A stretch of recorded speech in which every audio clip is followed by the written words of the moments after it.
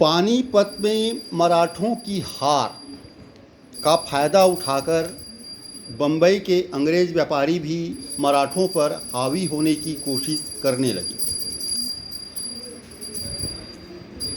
मराठों को निजाम के आक्रमण के समय उनको तथा जंजीरा के सिद्धियों को कई छूट देने पर विवश होना पड़ा। पानीपत में मराठों की हार से उत्साहित होकर मैसूर के सुल्तान हैदर अली ने कृष्णा नदी की ओर क्षेत्र प्रसार प्रारंभ कर दिया।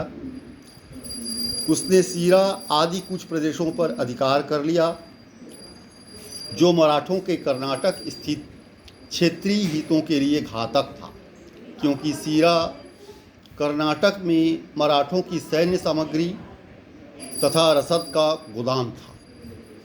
हैदर अली की बढ़ती हुई शक्ति को रोकने के लिए माधवराव ने 1762 में कर्नाटक अभियान किया, किंतु रसद की कमी तथा सेना नायकों के आपसी मनमुटाव के कारण यह अभियान पूरा न हो सका। कर्नाटक युद्ध के समय से सत्ता पर नियंत्रण स्थापित करने के लिए संघर्ष आरंभ हुआ। प्रारंभ में एक के बाद एक होने वाले दो गृह युद्धों में माधवराव की अपने चाचा से हार हुई, किंतु इस समय माधवराव ने आश्चर्यजनक दूरदर्शिता का परिचय दिया। उसने रघुनाथ राव से समझौता कर लिया, वह उसके पूर्ण नियंत्रण में चला गया।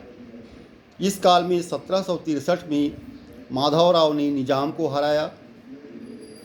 इस युद्ध में निजाम अली को लगभग 85 लाख मूल्य के क्षेत्र से हाथ धोना पड़ा।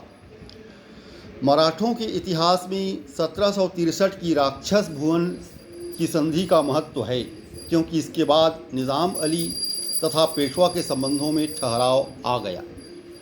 यह स्थिति खुर्दा के युद्ध तक यथावत बनी रही।